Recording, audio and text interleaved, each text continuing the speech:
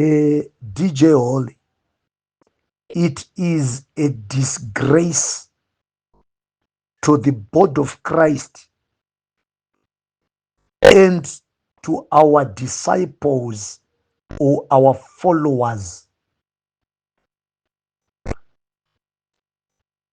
Haisi mhosva, macircumstances evanhu anosiyana.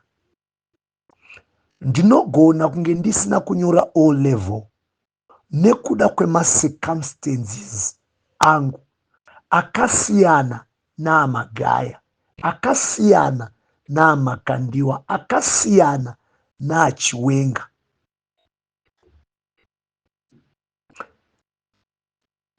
Vanhu takazvarwa, tikarerwa, tikakura zvakasiyana. Vamwe havana kusvika O level kwete nekuti vaida. Vamwe havana kuita madhigiri ane vamwe kwete nekuti vaida, asi kuti pamwe mari yakashayikwa, kana kuti vabereki vakashayika, kana kuti munhu akatomborwara. But ma-events eupenyu ndobva aita overtake kwakuva papozisheni yaari munhu nekuda kwenyasha dzaMwari. Mafundisi ngaadzidze kuva vanhu vanotaura chokwadi.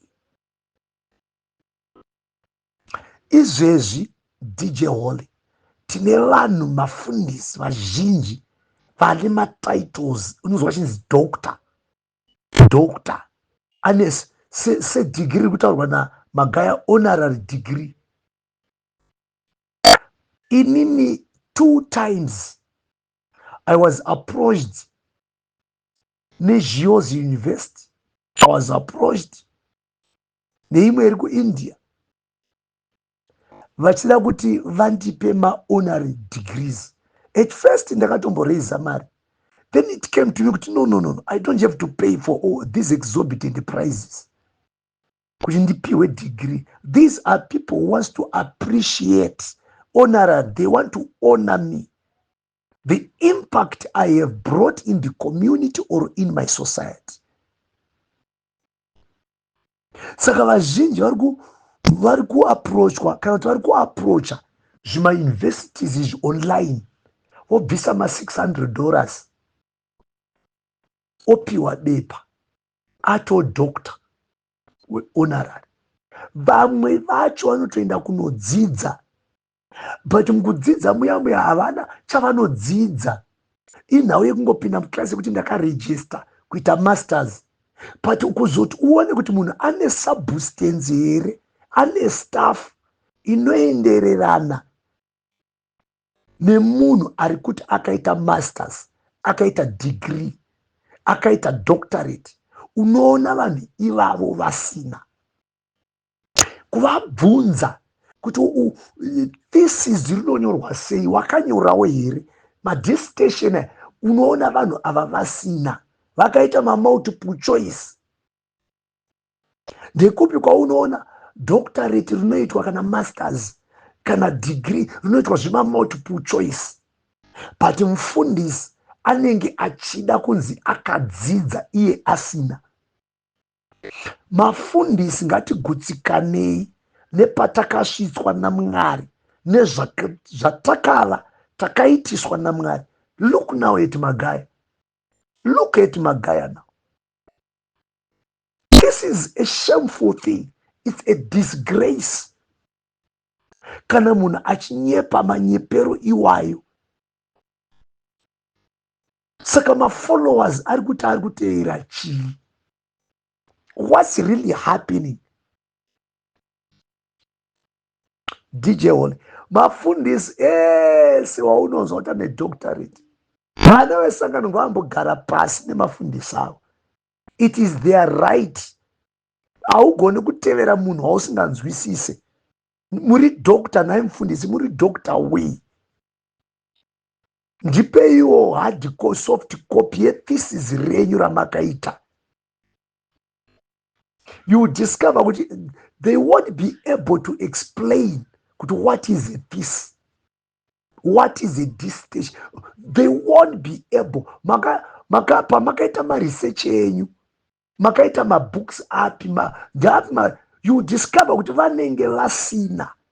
But because there is a lot of competition, kuti anoda kunzi Dr. Nyamakanga ndiende palevel inenge iri nani, vanhu vachingopfeka magauni anenge vachipfekeza. Maona magaya akapfeka gauni eUNISA, tsamba iyo iri kutaura pachena. Akauriwana kupi degree doctorate, iyo UNISA yacho ichiramba. Mafundisi ngaadzidze kugutsikana. Point number 1. Point number 2, kana mufundisi afunga kuita pursue a secular office in the world, munyika, there is a level or a standard of education yatinotarisirwa muZimbabwe.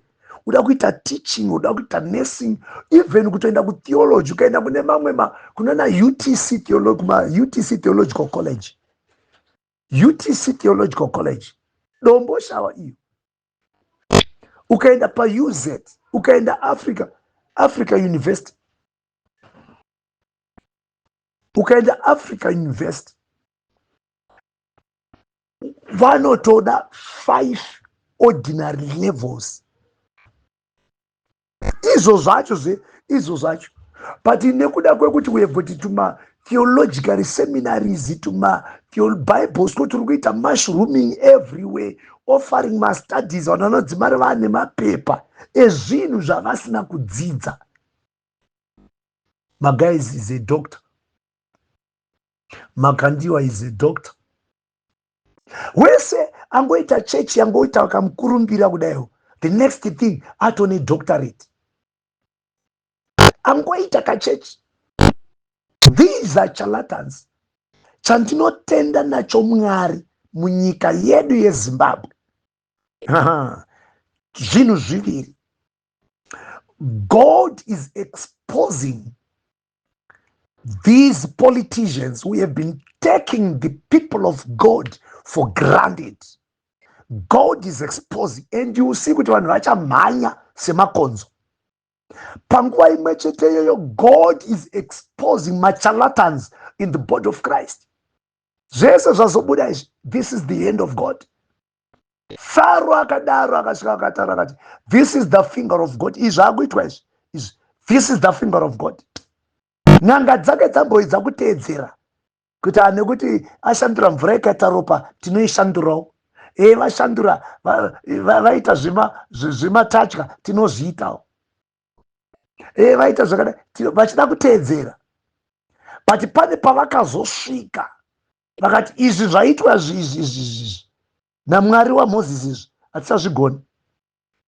This is the finger of God. Ndozviri kuitika izvezvi. This is the finger of God. Allow God to be on the move. It's not only Magaya. You will see a lot of preachers being exposed. You will see a lot of preachers being exposed. Look what is happening in ZANU-PF. The same thing that is happening in ZANU-PF is happening in the church. Many preachers, the prophets, apostles, they are going to be exposed. They've been lying to people for a long time. They've been taking people of God for granted. They've been exploiting God's people. Mwari vakareva mushoko DJ Hall vakati wakazviita izvi ndikaramba ndinyerere. Iwewe ndobva wafunga kuti Mwari zvavaramba vanyerere. Ndakatofanana naMwari. Mwari vakati regedza uone mabvamburiro andichakuita. This is the finger of God. This is the finger of God.